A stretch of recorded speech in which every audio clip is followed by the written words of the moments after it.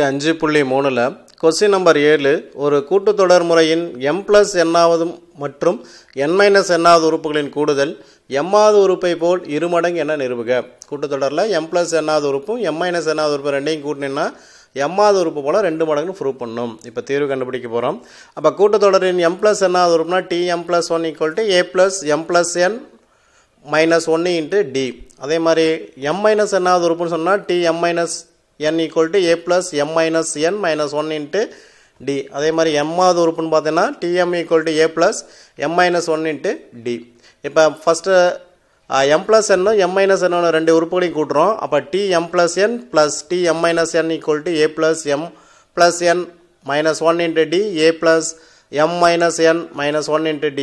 ரெண்டு தடவை a இருக்குன்னா 2a எழுதிக்கலாம். எல்லாத்தையும் சுருக்குறோம். அப்போ a plus md plus nd minus d plus a plus md minus nd minus d. இங்கே ஒரு மைனஸ் nd இருக்குது, இங்கே ஒரு ப்ளஸ் nd இருக்குது. கேன்சல் பண்ணிட்டேன்னா மற்ற எல்லாமே ரெண்டு தடவை இருக்குது. அப்போ 2 times of 2a plus 2md minus 2d 2-வை காமனாக வெளியே எடுத்துடலாம். வெளியே எடுத்தோம்னா a plus m minus 1 into d. இந்த a plus m minus 1 into dங்கிறது tm.